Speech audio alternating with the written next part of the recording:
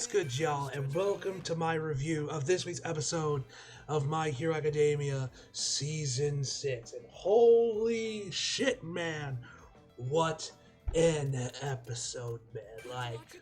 Dog.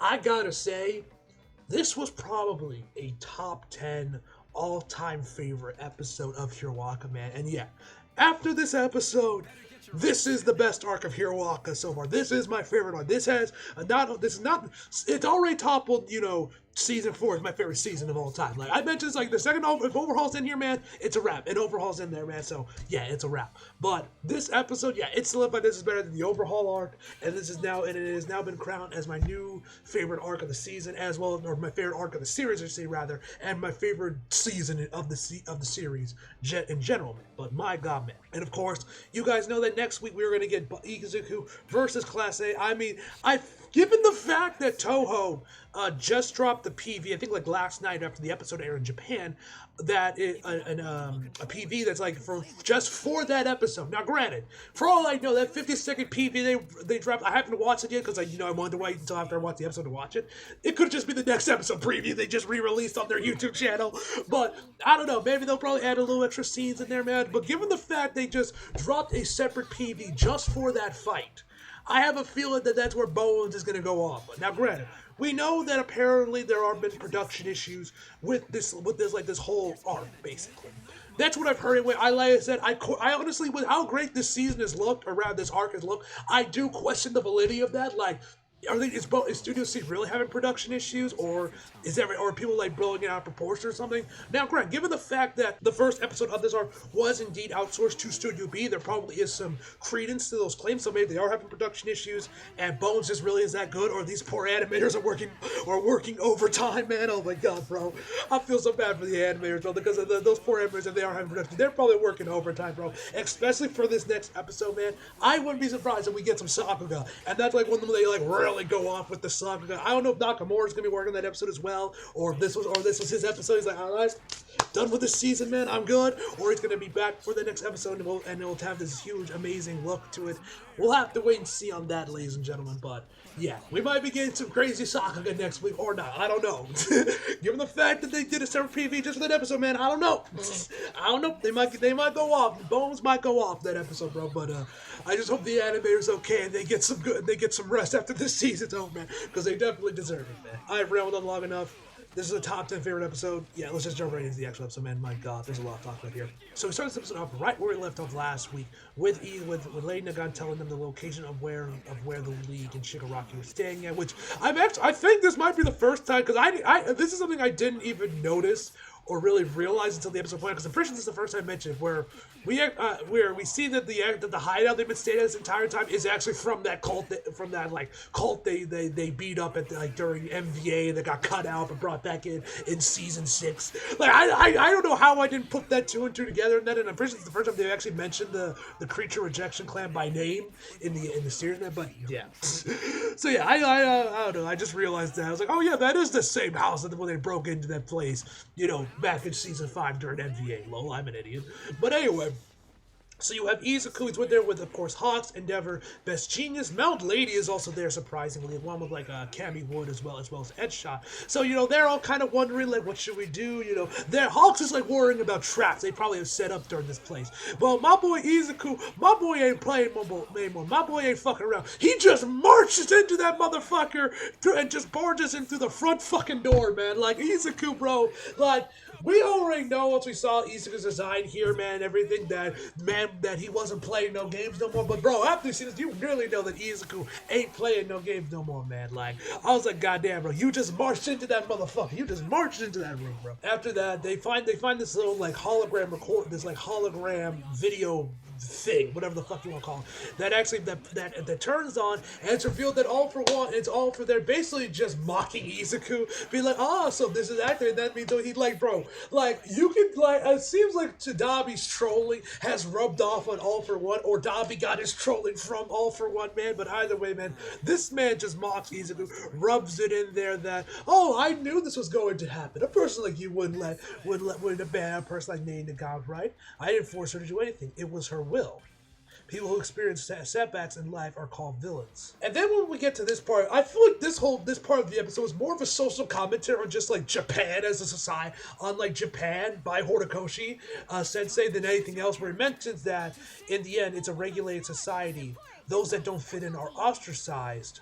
There are no exceptions, which is very true if you guys know Japanese society. You guys know, if you guys are like kind of like know a little bit of Japanese society, you guys know that Japan is a very collective society. Everyone is a cog in the machine. No, but it's not very individualist like here it is for America. Like everyone's supposed to be as a collective, the salary man job, that type of thing. You're all supposed to fit in, blend into the crowd, and if you kind of like go your own way, kind of like change certain things, make yourself more unique, I guess you can say, more individualistic, have more individualistic mindset, you are ostracized, you're the weird one, man. Because like you guys know, in Japanese high schools, even though every anime has told us differently, they all wear boring ass clothes, the girls can't wear makeup, they damn sure can't dye their hair any sort of colors, man. So Horikoshi's spitting here, man. He is spitting here. This isn't the only time he gonna be spitting this episode, man, which we'll get into that a little bit later. But as All For One keeps mocking Izuku, he then and then he tells him, next, it's your turn. Right to Izuku, after he tells him that he no longer has interest in All Might, he now wants Izuku, he's now interested in him, man. Oh my god, bro. When I heard All For One say, I'm like, damn, bro, the disrespect. And I love how this is framed with like the red filter, and you see Izuku's eyes and the red and they're green, man. Oh, that shot looked amazing. The storyboard of this episode was fantastic. So that's when the video hologram thing then self-destructs and explodes, and of course everyone is fine. There are no major casualties, nothing. Everyone is fine. Although that's probably how Izuku's suit got all fucked up and mangled, as he later learns, was probably from that explosion. So then we head over to the storage unit, or that Endeavor and the others are hiding, and I guess this is their new headquarters now. With society with society falling and everything. As they're all trying to discuss what happens, and that because the League is now basically letting more any investigate further until they are going to even put more burden on Izuku. And we also get an update on what happened with Lady Nagant from Hawks, saying that she's so seriously injured that it's kind of weird she's even still alive. So, as they continue on talking, we find out that Death Arms had actually resigned. He is now retired from being a hero. It more or less just got to him, man. And in his dialogue here, I love this, man. Because Horikoshi, once again, he's just straight spinning here, man, where he says, running around with no time for a break. And what I get in exchange are doubt and people venting their anger. Yeah, I know, I hear the support too. But one boo can overshadow 10 cheers. Hashtag relatable, bro. Like, if you guys have been on the air, especially if y'all are YouTubers like me, well, I even dealt with this. I get the sentiment, man. Where you can have all the support in the world, but then there's always that. But all it takes is one mean comment to ruin your day completely, man. To just mess with you, man. One bad comment is all it takes. And so, yeah, Death Arms, he's spin here, man. Like I said, Horikoshi, man, the man was spin this episode. He was spitting, but. Anyway, so he continues on as we see him as he's talking about, that he's retiring, man. We actually see him switch his clothing back to normal civilian clothes. He said, "I thought it was different. I'm sure I was like this for the other. It was like for the other two. It looks like I wasn't a hero. I was just a man." And the voice acting here was also fantastic as well from Death Arms Japanese VA, man. Great stuff from him. So after that, we get back with Endeavor and everyone, and he mentions how Death Arms during the battle took the initiative of rounding up the rest of the spy heroes. And then, of course, you have Best Genius making another denim reference, as he always does. And then they also mention kind of questions oh, what if we just tell the public how One For All what about One For All, which we obviously know probably wouldn't end up well. There's obviously all bad publicity with Izuku, and yeah, it'd probably do more harm than any sort of good. But then Mount Lady actually brings up a point on wondering why All For One hasn't just mentioned this out to a public himself, since he's out, he can do it whenever he pleases. And it's probably due to the fact that if he did say anything, they would isolate Izuku. So if they isolate Izuku, All For One probably wouldn't be able to fight him out in the open. So thereby, that's why he probably hasn't said anything. And then this is actually when Endeavor's phone goes off, and it's actually Shoto Todoroki calling him, man, which kind of funny because if you guys remember, I want to say this was the filler episode of season 5, maybe. This might have been season 4. This might have been during the Endeavor ACR. It might have been like the season 5 OVAs. I can't remember for sure, but I do remember there was a moment where Endeavor was like trying to get a hold of Soto. He's like, pick up your damn phone! Which I thought was very funny. Just remind me of that scene. So now the tables have turned. Now it's Todoroki trying to get a hold of Endeavor, man. This stuff that was a little funny. Just remind me of that scene. Anyway, so he doesn't respond, tells Soto to call him later, to just wait a little bit longer. And then that's when Hawk's phone goes off, and he finds that Izuku took out the second hired gun, and he took care of it. So that's when we get the shot.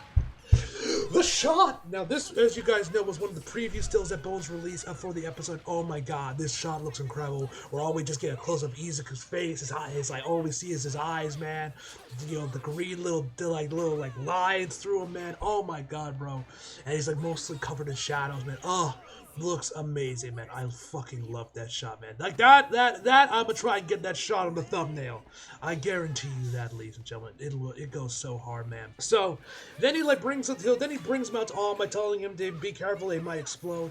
And then right as when Izuku is about to leave, All Might stops him and tells him food you haven't eaten yet. Oh my god, bro.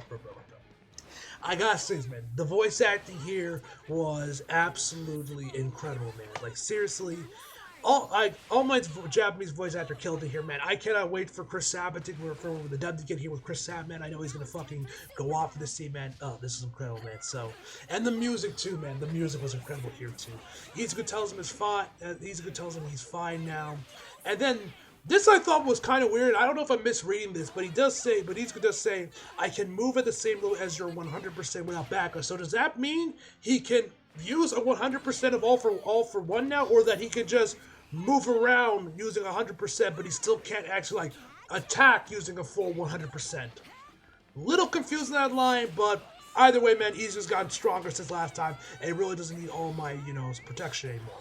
So we get some flashbacks in previous moments, including season 4, when Night Eye told Alma that he would die if he keeps fighting. If he keeps like this, he will die an unspeakably gruesome death. And then All Might says, "You're trying not to get me caught up in this in your mission as a successor of One for All."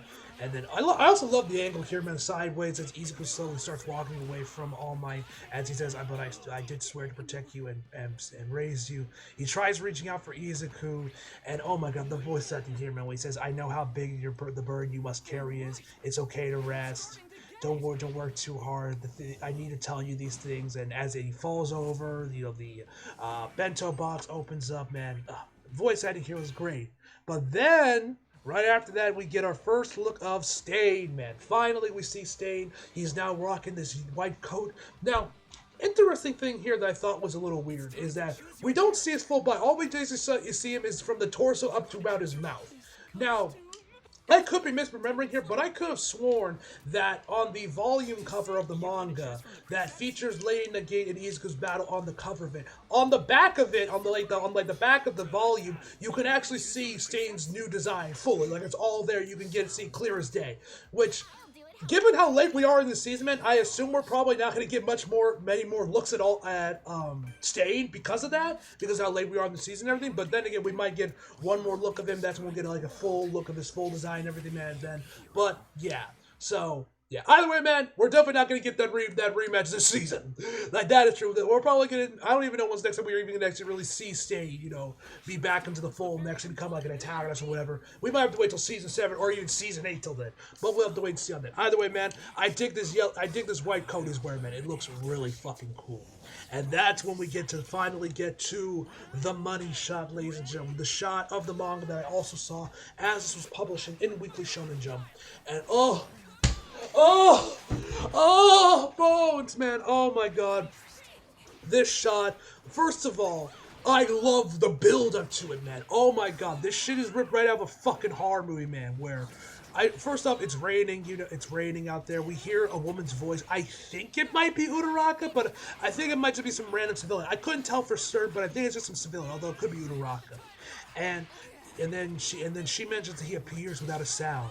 I heard he has a bunch of different quirks. As we see just the destruction of the city around these, we see like flagpoles inside stores. We see swing playgrounds destroyed. A pothole cover like moving side to side. As we see like overflowing with water.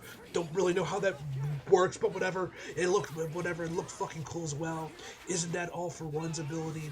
Is Hinomu? As we get these small little glimpses of Izuku's design, we get close-ups here, close-ups of his ears, man, close-ups of his back, man, and then that's when we get the money shot, as this woman says, and that doesn't look like a hero at all. And first of all, it looks like it was ripped right out of the manga, man. Like, it looks like Bones just took the manga panel and then just animated it, bro. It looks amazing. Oh my god.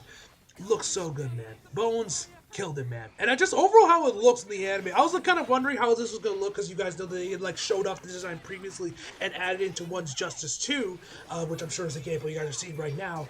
And I was kind of curious of like how this was going to work. This is like meant to be like a teaser of how it's going to look like in the anime, man. And oh my god, it looked amazing in the game, but it looks amazing here in the anime as well, man. I love what they did with Izuku, man. I love his design. Although, one thing, fun fact that some of y'all might not know of is like the little black bits on the ears of his mask.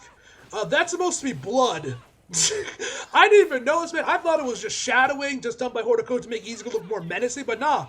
That's apparently supposed to be blood, I guess, from previous battles Izuku is in, which also goes into one of the chapter names of one of the chapters that were adapted in this episode, where it's called Scars, Blood, Filth.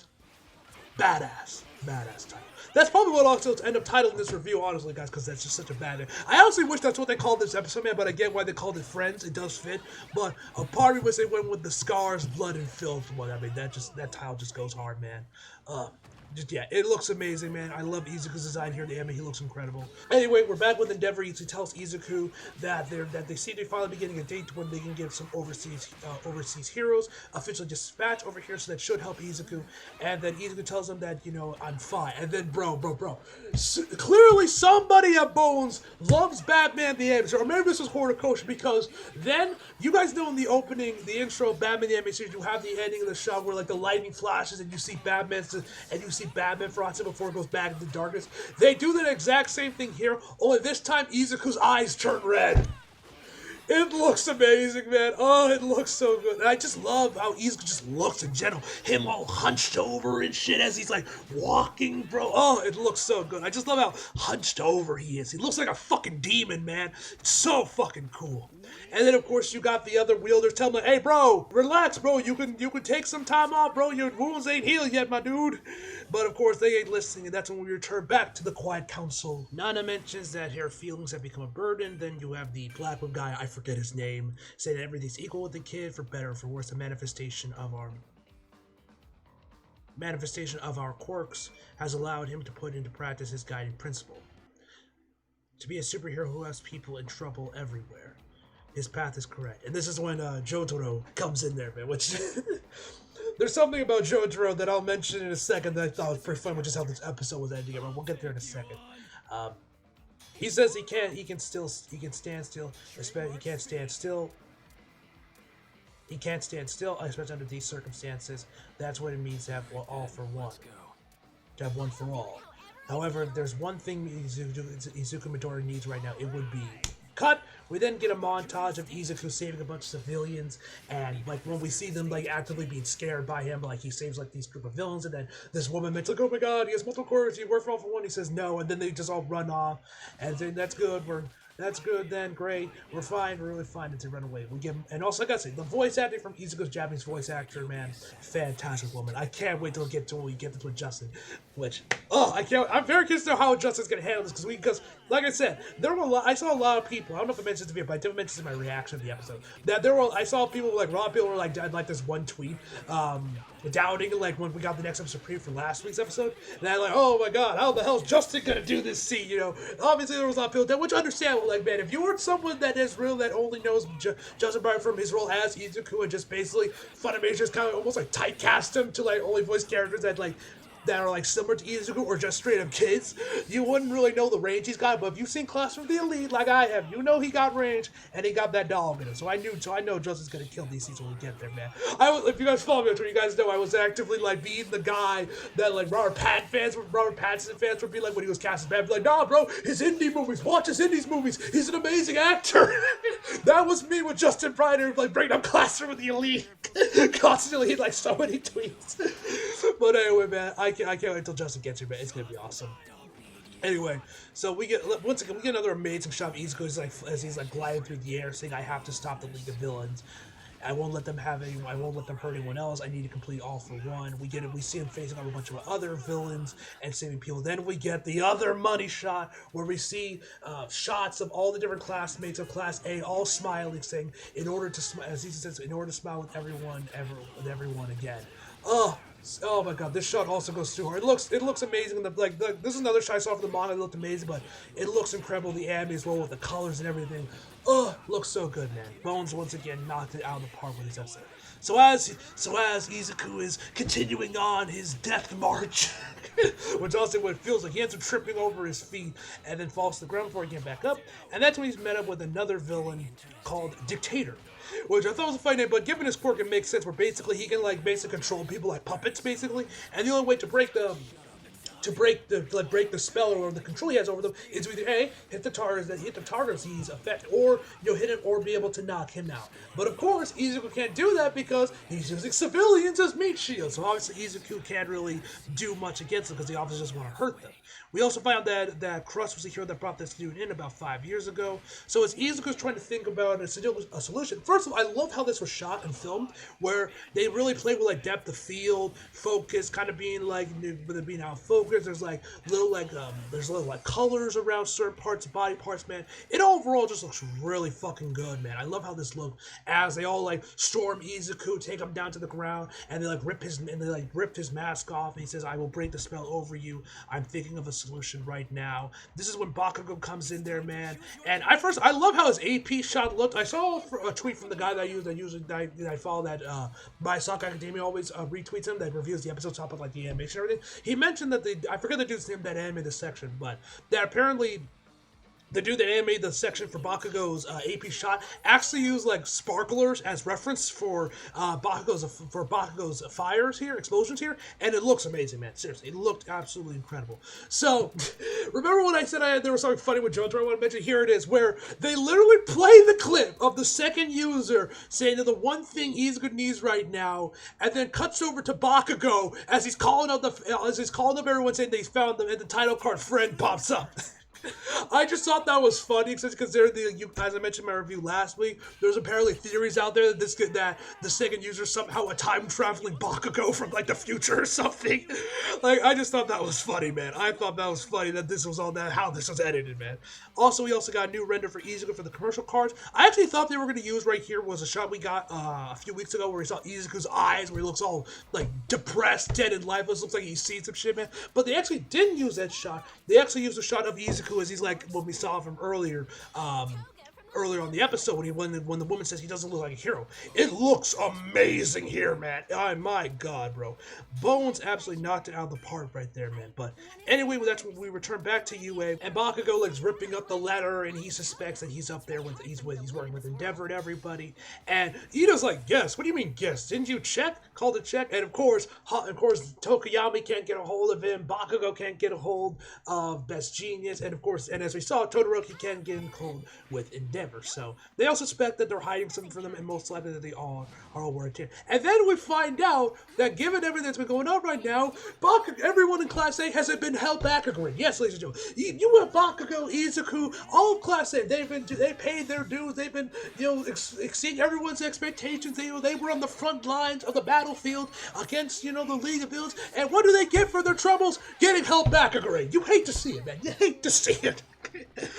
But yeah, so they're being held back a grade, or at least for now they are. They haven't been able to move up. So they're all like banding together now. That we got to find a way to help out Izuku and find out where he is. And that's when Uraraka asks if Endeavor graduate UA. Then we get another shot that was in the previous shows of Uraraka as she says, "Let's force our way in." Oh my God, Uraraka! Oh, she looks so good in that shot, man. Oh, love that look on her face. I think I'll try and get that shot on the thumbnail, bro. That might be another shot I'll try and see if I can get in the thumbnail, bro. Oh. Looks so good. I love it. You guys know how much I love Uraraka, man. Best girl. So then we find out that there has been an intervention going on, where we see that the Endeavor is inside Principal Nezu's office, and there's all Class A. They're all sitting there right there waiting for Endeavor. And Endeavor knows the asshole, like, you set me up, didn't you? So, Principal Nezu says they listened to them and determined that it'd be worth a discussion. So, of course, Todoroki is asking Endeavor why he hasn't been, talking to him and everything, why he's been avoiding his calls. And he's like, brings up, of course, mentioning that they would work together to take down Toya. Endeavor says that he was saved by those fields, but Todoroki wasn't. Asking if Izuku is an exception. And he asked him if he left Izuku with All Might alone together. And Bakugo, this is when Bakugo comes in there saying that it makes sense and generally be the right thing to do. But given how they're cut from the same cloth and both raving lunatics that don't value their own lives and would like gladly die on the battlefield if it meant saving a person, they're obviously not the best people to be left together in this type of situation. We get a flashback of Hawks where he finds that Izuku was able to shake off All Might, and they wish they had been there instead to try to maybe help that. So that's when Endeavor just happens to pull out his like phone GPS thing with that he calls Izuku with, and then you got Sarah be like, "Is that a GPS?" And so then you have him, Koda, Mina, Toru, and fucking Mineta of all people, all rushing to get the GPS phone thing, which I do wonder if and Endeavor does not put up any sort of fight to grab it back. So I wonder if he just pulled it out there just to let them take it at this point, or maybe just doesn't care. I don't know. Whatever the case may be, Sarah manages to grab it, asking if he can borrow it after he already took it and swept it out of his hand. So you have Todoroki saying he's shocked that that Izuku would think he'd be convinced by that letter, and then Ida shares the same sentiment that they're all going to work together and bring Izuku back to UA, and that he's our friend, that they can't smile about the future without him.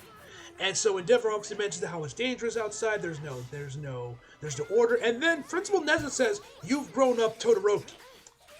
Now, obviously, which Todoroki is he talking about? But given the fact Endeavor's the one that moves, I'm assuming he's talking about Endeavor, but I don't know. He could be talking about Shoto for all I know, but I think he might be talking about Endeavor. I don't know.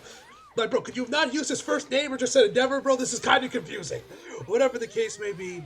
We then, Principal Nezu mentions that he agreed to this team knowing that he didn't want to come back to UA because he was targeted by the villains. But it's okay if he comes back now. Ever since we accepted him, he has been a student under our protection.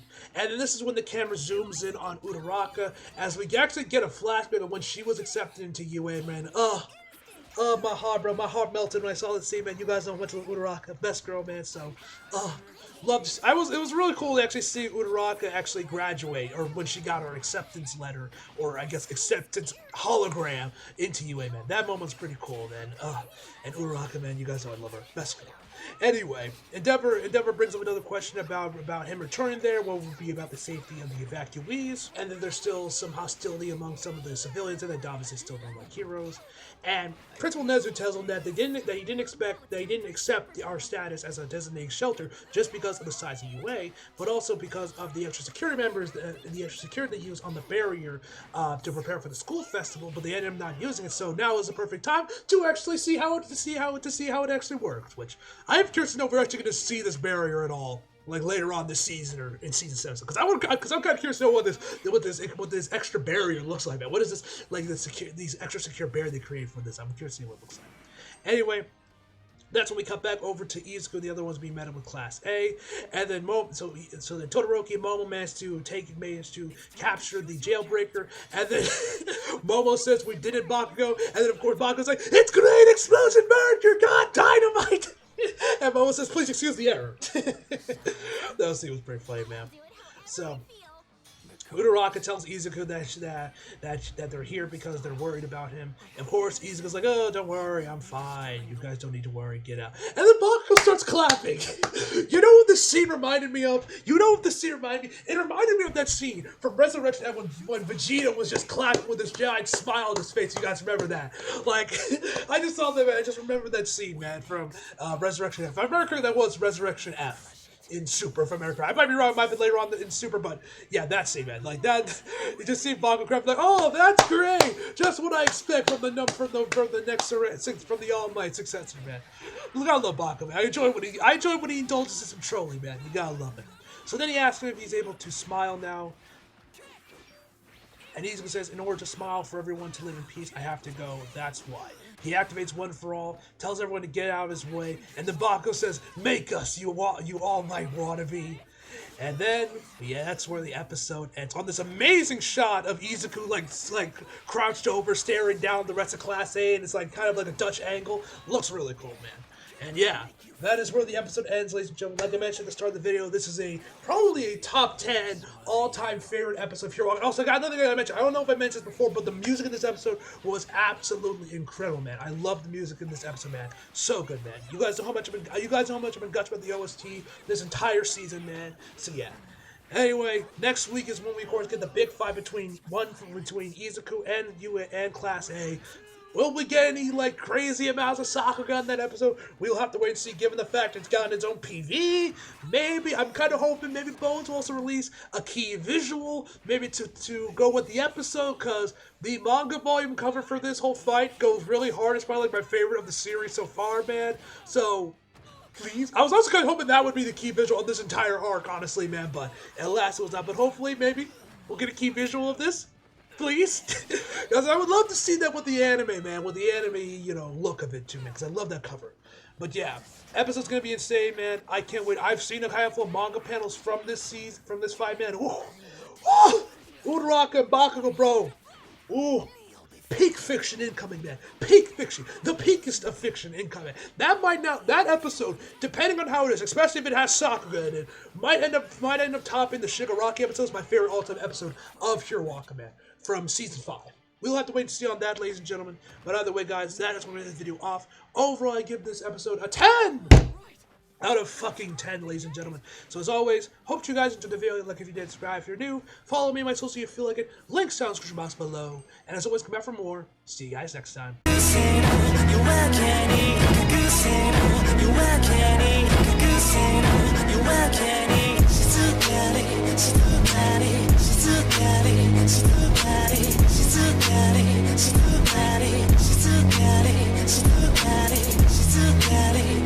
bad.